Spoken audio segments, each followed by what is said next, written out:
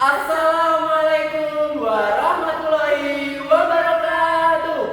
Hai Sobat Senjata, perkenalkan nama saya Sumari dari kelas 12 TBKR 1 nomor presensi 21. Dan rekan saya, Perkenalkan, nama saya Zahratul Maknun dari kelas 11 APHP nomor presensi 24. hai Sobat Poseta, Sobat Generasi Penuh Aksi.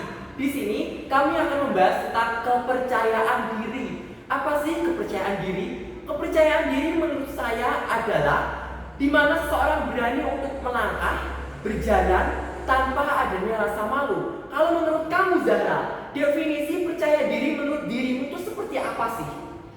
Jadi, kalau menurut saya pribadi, percaya diri itu kita itu menerima diri kita sendiri. Jadi, percaya diri itu kita berani untuk tampil di depan banyak orang dan menerima apa adanya diri kita.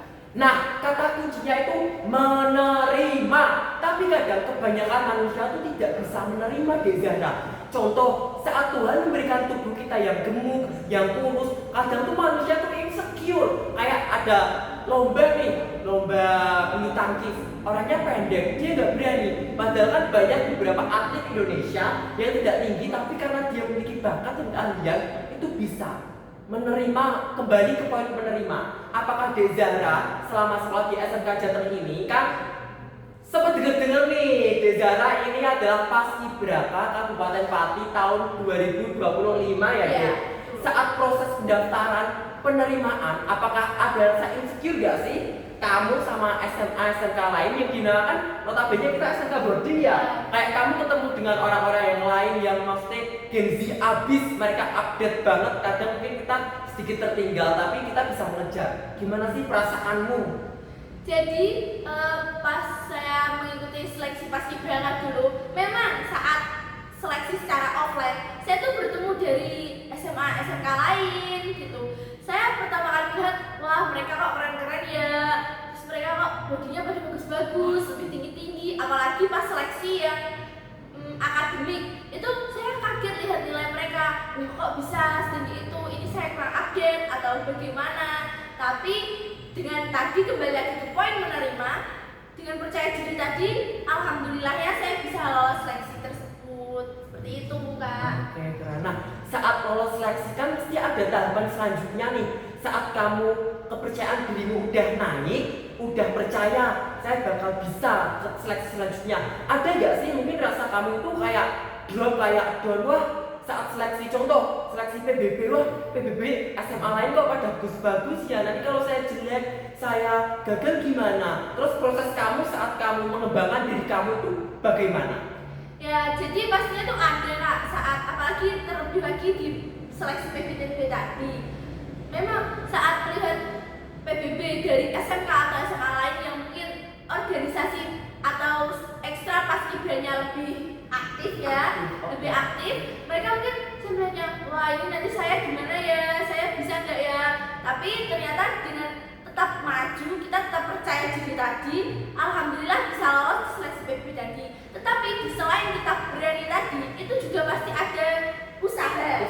Benar sekali. Saat di SMK sebelum mendekati seleksi, jauh-jauh hari itu ada latihan tersendiri untuk PBB mempersiapkan seleksi untuk Paskibraka tadi. Seperti itu.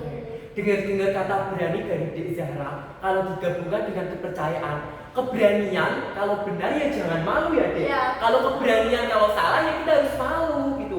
Karena dilihat sekarang di Gen Z tahun kita mungkin ya, banyak beberapa anak-anak itu yang gengsi, malu kalau tidak bisa memiliki hal yang diinginkan. Ya. Contoh kayak sekarang kan trennya HP-nya tuh iPhone semua Ya. gitu. Jadi setiap anak tuh kadang saya melihat berita seorang anak yang memaksa orang tuanya untuk membelikan HP iPhone agar bisa mengikuti tren gengsi karena takut tidak diterima di situ tersebut.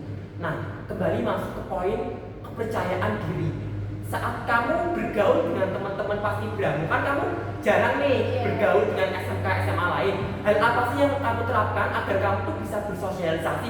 Atau kamu so asik kayak hai kak, hai mbak, atau kamu kayak enjoy, ikut berbaur, ikut bersama, atau bagaimana? Ya kalau untuk bersosialisasi ya Pak di teman-teman Paskibraka saya yang dari SMK atau SMA lain, pastinya di pertama kali itu ada rasa canggung, tapi kan ya tadi kita perkenalan dulu lah, awal kita kenalan nama dari SMA, SMK mana, terus seiring berjalannya waktu dan ya mungkin memang ada rasa seasik tadi, tapi ada juga yang beberapa yang mungkin nggak bisa menerima keseasikan tadi, kan namanya orang juga cocok-cocokan lagi ya kak.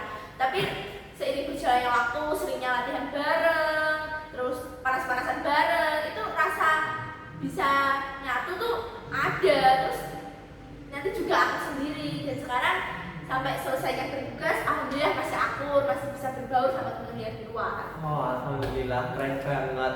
Kembali lagi ke poin diri sendiri. Kadang kalau kita udah percaya, kita udah bener, kayak kita contoh ya, kita sholat 5 waktu, kita selalu belajar, kita selalu mengikuti kegiatan dengan baik. Tapi kadang tuh ada beberapa oknum ya, kayak apa sih, sok baik banget, sok alim banget, tapi kan itu untuk diri kita sendiri ya. Cara kamu menanggapinya dengan oknum-oknum tersebut yang sering mungkin kayak intinya tuh bukan mengintimidasi atau menyindir, kayak lebih kok kowe sok gini banget sih mbak, tanggapanmu gimana, dan cara kamu bergaul tetap bersosialisasi kah atau kamu menjauh dari pertemanan seperti tersebut? Kalau dari saya pribadi ya kak, untuk menanggapinya itu dari guru saya tuh pernah berpesan, jangan haus validasi. Jadi misal kita kayak diomongin yang enggak tadi yang kak kembali lagi itu nggak usah didengerin, terus juga kita tuh nggak usah klarifikasi. Jadi mau diomongin sejelek apapun kita, kalau kita tuh emang benar, merasa benar dan itu emang benar, ya udah lakuin aja gitu. Terus untuk sosialisasi kita terhadap mereka tadi, ya, kalau dari saya tuh lebih baik itu menjauh, tetapi bukan berarti membenci. Kita tetap di depannya juga tetap baik, bukannya busuk ya, tapi di depan tetap baik, tapi mungkin mengurangi atau memberi jarak terhadap mereka-mereka tadi. Kalau dari saya seperti itu. Berarti kata-kata hari ini jangan haus validasi, jangan kebanyakan klarifikasi. Ya, tapi ini dalam halnya tidak sendirian ya, kayak untuk diri sendiri. Nah, Dezara ini kan sekolah di SMK Negeri Jateng di Pati, yang dimana saat masuk kelas 10 itu dengar-dengar nih, kelas 10 itu diterapkan pendidikan dasar kepemimpinan, yang dimana mungkin saat ini adik kan sudah dibekali dengan nilai-nilai kepemimpinan, kepercayaan, keberanian, dan tanggung jawab. Mungkin sampai saat ini masih kerasa nggak sih vibes-nya adik itu masih mengemban hal yang seperti itu? Apakah pas kelas 10 sudah dilaksanakan, kelas 11 luntur, kelas 12 lupa, atau masih tetap di dalam hati rasa seperti itu? Seharusnya rasa-rasa tersebut tuh harusnya tuh dari diri kita sendiri ya kak. Itu tuh harus ada, harus tetap diterapkan, harus tetap dilestarikan biar gak hilang gitu. Seperti contoh kedisiplinan, tepat waktu dalam sholat, itu juga nggak boleh kayak dilakuin pas pendidikan dasar kepemimpinan aja. Itu tanggung jawab individu, kesadaran masing-masing aja. Jadi nanti di kelas, mau di kelas 10, 11, 12 nanti itu harus tetap ada pada diri kita sendiri. Jangan sampai luntur. Balik lagi ke tanggung jawab terhadap diri sendiri aja sih. We are confident, percaya diri itu sangat penting. Poin utamanya, kalau kita berani melangkah, selama itu benar dan tidak salah, insya Allah Tuhan itu tidak pernah tidur. Kita bisa menyontoh dari Nabi Muhammad ya, Nabi Muhammad yang dimana sudah ditawari, kalau kau mati kau akan masuk surga, tetapi beliau tidak ingin mati. Tetapi beliau ingin menyiarkan agama Islam, meskipun banyak halangan, tantangan, cacian, bahkan beliau ingin dibunuh, tapi beliau tetap tegak dengan pendiriannya, itu percaya bahwa keajaiban Tuhan itu ada. Berbicara tentang keajaiban, ada gak sih mungkin kamu pernah ada di suatu titik terendah, kayak kamu benar-benar nangis gara-gara mungkin ada problem ya, dari entah itu teman atau dari masalah keluarga, ya dimana kadang kamu mikir, aku bingung ini bagaimana. Terus kayak kamu, udahlah, udah nyerah, gak bisa. Terus suatu momen kamu ada pikiran entah itu datang dari Tuhan, kamu dibisikkan, ayo Ra, semangat, ini loh caranya, ini loh langkahnya. Pernah gak kayak seperti itu? Pernah. Itu tadi kak yang pas pendaftaran paskibraka tadi. Jadi kan awal tuh saya tuh mungkin kurang minat ya di paskibraka tadi, tetapi karena tingginya mencukupi, saya ikut daftar. Awal-awal memang kayak, yo bisa gak ya, apalagi saat seleksi pertengahan itu udah kayak nggak bisa ini ya. Tadi pas ketemu SMA atau SMK lain, nggak bisa ini, sampai saya tuh nangis di kamar teman-teman, Mbak bisa nggak ya, itu ada dorongan dari teman-teman, kakak-kakak juga, dari kakak-kakak juga ikut melatih, ikut membantu. Itu yang mungkin keajaiban dari Allah juga, jawaban dari Allah. Itu saya bisa lolos beberapa seleksi, terus dari diri saya, oh ini berarti insya Allah takdirnya. Terus alhamdulillahnya saya mendapat keajaiban tersebut. Terus saya akhirnya menekuni hal tersebut dan alhamdulillahnya lolos sampai sekarang. Kembali lagi ke poin dorongan. Saat kita memang lagi down, kita tuh harus dari dalam diri kita harus bisa pintar-pintar mencari dorongan. Jangan sampai kita salah dorongan. Dalam artian kayak kita lagi nangis nih, terus kita lewat di pinggir banyak preman. Apakah kita kalau cerita di situ preman itu akan mendorong kebaikan? Enggak. Tidak kan? Preman itu akan kayak, wes ayo ikut aku aja. Caranya tak kasih ini aja, nanti biar kamu fun. Coba kalau kamu minta dorongannya ke Allah, ke teman-teman yang mungkin vibes-nya positif, pasti bakal disemangati kayak Dezara tadi. Ayo Ra, semangat seperti ini kan, konsisten. Kepercayaan diri itu juga penting dengan yang namanya konsisten. Dalam konsisten itu namanya juga perlu dipupuk dengan keberanian. Pernah nggak sih kamu konsisten, tapi kadang itu kayak kamu gagal, banyak terlena. Kayak kamu udah konsisten, saya pengen belajar jadi paralel ranking 1, lurus, tapi tiba-tiba di belakang ada yang arus yang nyerobot, kamu diajak ke kiri, jadinya kamu gak konsisten. Pernah nggak kayak gitu? Ya ini fokus ke cerita Mas Gibre ya, karena semua pengalaman itu ada di situ. Oke, boleh. Ya tadi pas saya udah percaya diri, habis disemangati teman-temannya, saya udah lurus, pasti ada aja omongan dari salah satu temen yang kurang enakan ya, kayak alah mula bisa, alah mana bisa, mungkin kamu bisa kayak gitu. Tapi dari Allah udah menunjukkan, ayo kamu pasti bisa. Dapat dorongan dari teman-teman yang mendukung tadi, bukan yang menghina ya. Itu akhirnya ya udah, kita nggak usah dengerin mereka yang menghina tadi, lurus aja, akhirnya ketemu. Oke, akhirnya ketemu dan jadi. Tetapi ya, di kepercayaan diri itu juga diperlukan yang namanya prinsip. Kalau prinsip saya itu namanya akdilte. Mau tahu nggak akdilte itu apa? Apa Kak? Prinsip saya itu akdilte. A itu adab, D itu disiplin, I itu ilmu pengetahuan, L itu lincah, T itu tertib, E itu enjoy dan entertainment. Jadi manusia hidup itu perlu yang namanya prinsip. Kalau kita tidak punya prinsip, kita akan goyah. Ibaratnya kalau kita meninggalkan sholat, tiang itu akan roboh. Ya betul. Kalau prinsip Dezara yang diterapkan dari kelas 10 sampai kelas 11 ini, prinsip apa sih kalau beritahu yang masih dipakai? Yang mungkin itu adalah suatu kunci untuk Zahra selalu bisa melangkah.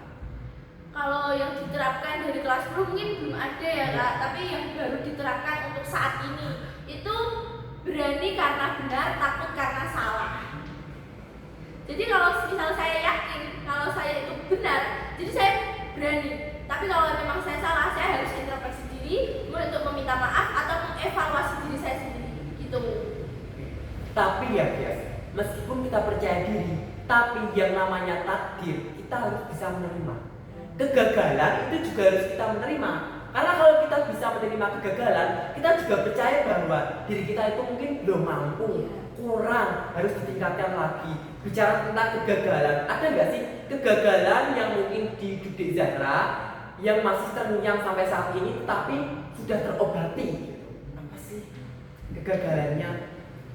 Kalau untuk kegagalan, saya tuh kurang suka untuk mengingat momen yang seperti itu ya Kak. Tapi ada satu. Oke, satu ini. Oke. Dulu saya waktu MI atau SD ini pernah mengikuti sebuah lomba. Saya tuh udah belajar mati-matian, belajar bener-bener belajar, dan saya tuh yakin saya pasti bisa, saya bisa. Tapi takdir Allah berkata lain, mungkin belum rezekinya, saya gagal dalam sebuah perlombaan itu. Dan ternyata mungkin memang dari diri saya, belajar saya yang saya rasa cukup itu masih kurang. Dan ternyata mereka yang menang tadi itu belajarnya lebih dari saya. Jadi untuk kegagalan itu untuk sebuah pembelajaran untuk diri saya, untuk mengikuti lomba yang selanjutnya untuk lebih sungguh-sungguh lagi. Oke, nah kan Dezara tadi merasa dirinya itu cukup ya. Iya. Mohon maaf ya, kalau menurut saya kita selama menjadi manusia itu jangan pernah merasa diri kita cukup. Merasalah diri kita kurang ilmu agar kita terus belajar. Untuk lombanya itu tingkatannya tingkat apa? Kalau itu saya mungkin kabupaten Kak. Kalau saat itu. Oh, kabupaten kan sampai saat ini Allah menggantikan dengan menjadi Paskibra Kabupaten Iya. Pati yang hanya bisa seumur hidup, yang tidak bukan, mohon maaf ya, tidak mungkin diulangi oleh Dezara lagi di tahun berikutnya. Itu adalah suatu momen yang luar biasa. Alhamdulillah. Ya kan? Iya. Terus bicara lagi tentang cukup, kita tuh nggak benar-benar cukup ya. Saya tekankan sekali lagi. Terus jangan pernah kita merasa yakin sama jumawa. Karena saya pernah ada suatu momen pengalaman yang dimana saya ingin mengikuti seleksi proses kerja. Saya merasa saya cukup. Ini Umar udah bisa lah, gampang. Terus kayak di pikiran saya tuh sombong.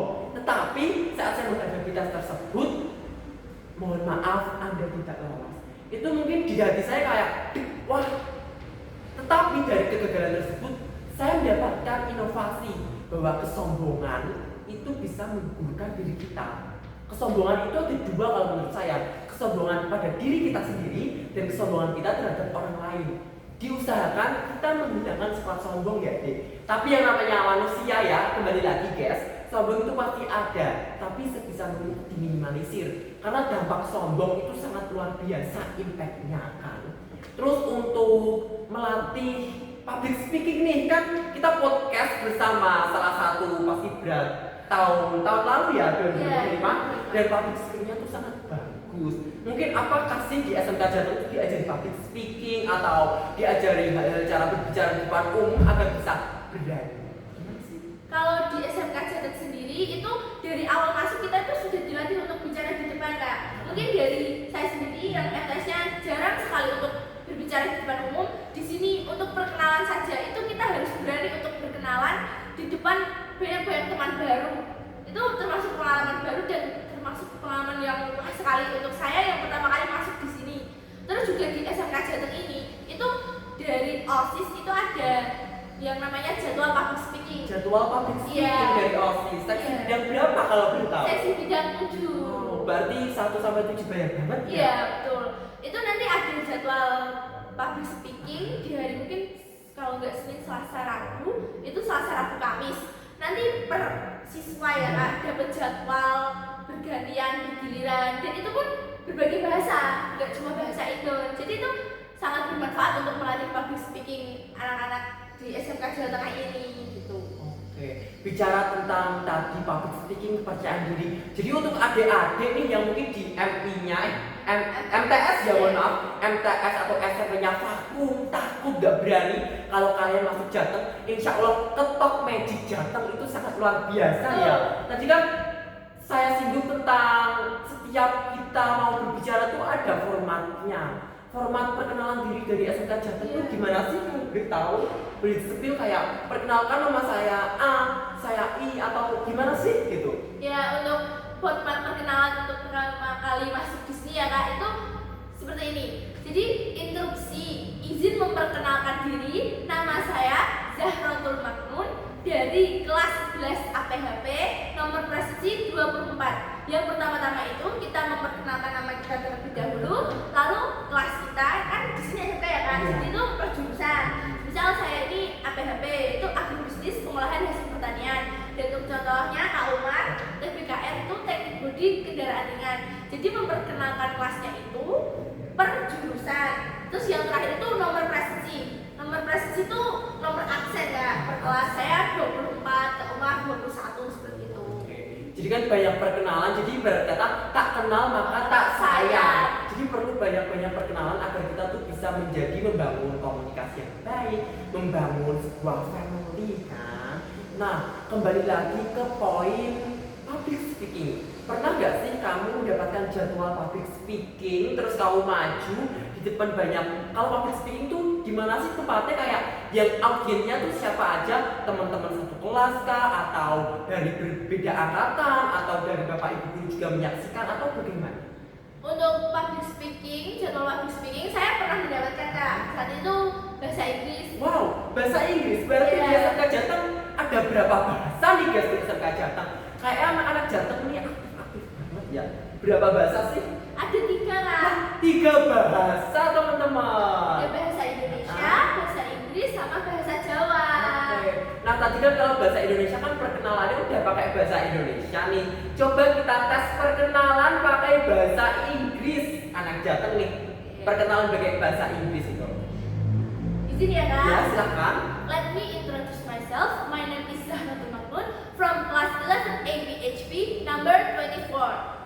Wah, keren. Berarti untuk anak-anak itu juga apakah dia dari biasanya penyesuaian bahasa kayak saya mau ngambil sapu nih, saya mau ngambil HP sih. HP sekolah ya, karena sekolah juga menyediakan fasilitas HP untuk pembelajaran. Kayak saat kita mau mengambil barang itu apakah harus penyesuaian bahasa? Ya betul. Izin menjawab ya kak. Itu ada penyesuaian bahasa di setiap minggunya itu ada 3 bahasa yang wajib kita pakai. Untuk hari Senin sampai Selasa itu kita menggunakan bahasa Inggris. Rabu Kamis bahasa Jawa, Sabtu sampai Minggu itu bahasa Indonesia. Itu ada penyesuaian tersebut. Misal mau minjem HP hari Senin sampai Selasa ya kita harus bisa pakai bahasa Inggris. Rabu Kamis pakai bahasa Jawa, barunya Jumat sampai Minggunya kita memakai bahasa Indonesia. Dan untuk tadi ada pertanyaan yang public speaking dilakukannya gimana? Itu jadi kan kita sebelum memulai pembelajaran nih di SMK Jateng itu ada yang namanya apel pagi. Apel pagi. Ya, itu ada satu pembina yaitu dari Pamong. Lalu siswa-siswa itu dibariskan secara rapi, teratur. Nanti untuk yang mendapatkan jadwal public speaking tadi, dia maju ke depan untuk melaksanakan public speakingnya. Jadi kalau di sini public speakingnya tuh baru di depan murid-murid, tapi kadang juga ada guru juga yang mendampingi ketika sudah datang seperti itu. Mungkin saat kamu maju nih ke depan kayak katanya kan pakai format nih. Nanti kalau kamu evaluasi saya kayak siap siswa Zahra tampil ke depan. Mungkin kamu maju terus berbincang ke depan banyak teman-teman. Ada nggak sih dari teman-teman pas waktu di tempat tuh kayak Zahra, kamu salah jangan gini. Kayak kamu diajak tertawa bercanda. Cara kamu profesional tuh gimana dalam saat penyampaian vokasi kamu ke banyak audiens gitu. Saya dulu pernah dengar atau bukan dengar sih kak, dari temen Dari teman kayak misal kamu tuh lagi ngomong di depan banyak orang, itu tuh anggap mereka nggak ada. Wah, iya dong. iya, kayak anggap kamu tuh lagi ngomong sendiri, padahal aslinya tuh di depan kamu tuh ada banyak banget orang. Terus kamu tuh fokus inget apa yang mau kamu omongin.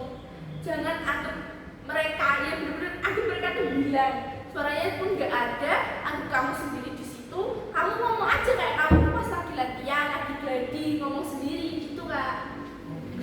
Keren banget ya berarti untuk adik-adik SMP, MTS Jawa Tengah jangan lupa ya masuk SMK Negeri Jateng Dipati karena di sini tuh banyak sekali hal-hal yang menawan, hal yang baru. Karena saat saya masuk sendiri di sini, di Zahra juga kita kaget, SMK-nya luar biasa, bagus, fasilitasnya memadai, dan juga dari faktor-faktor bagus, faktornya tuh kayak faktor pendukung lah ibaratnya luar biasa. Kalau saya bisa ngasih jempol 4 sih, mungkin sama kamu ya. Karena kita juga punya semboyan moto ya. SMK bisa, SMK bisa, SMK Negeri Jawa Tengah sang juara, Jateng Jaya. Jadi kan kayak kita udah didoktrin SMK Negeri Jawa Tengah sang juara. Jadi kembali lagi ke poin diri sendiri. Diri sendiri itu juga perlu yang namanya buat didoktrin ya. Kayak mungkin contohnya Zahra lagi sakit banget terus kayak lemes, nggak berani, nggak mau. Tapi kalau dari dalam diri kita, saya harus sehat, saya harus bisa. Semangat itu akan tumbuh. Apalagi kalau kita tadi dapat dorongan dari teman-teman yang sefrekuensi, yang mungkin good job gitu kayak feel-nya itu positive vibes. Jadi kita ikut bangkit ya. Yang namanya bangkit itu juga pasti jatuh. Jatuh, bangkit lagi. Tapi saat kita bangkit, jangan sampai kita yang namanya sombong. Mungkin dari Dede Zahra sebelum kita menutup acara podcast pada siang hari ini ya, episode 2 tentang kepercayaan diri, 1 kalimat, 1 kata untuk teman-teman yang hanya melihat. Apa? Satu kata dulu tentang kepercayaan diri. Random, silahkan. Mungkin kayak harus hidup kalau punya percaya diri, atau mungkin kayak yang lain gitulah. Random. Ya satu kata aja, nggak bisa kalimat kebanyakan teman-teman. Tetap hidup sih Kak. Tetap hidup. Iya. Wah, tetap hidup karena mungkin di zaman seperti Sekarang. ini, jadi kita perlu tetap hidup. Tapi saat kita ingin tetap hidup, kita punya prinsip, tujuan, cita-cita, dan juga motivasi ya. Benar sekali. Betul. Nah, untuk podcast The Last Podcast episode 2 tentang kepercayaan diri mungkin sampai sini, karena generasi penuh aksi akan datang lagi dengan banyak episode. Jadi mohon maaf apabila ada tutur kata yang kurang berkenan dari saya Sumari dan dari rekan saya Zahra. Mohon pamit undur diri. Wassalamualaikum warahmatullahi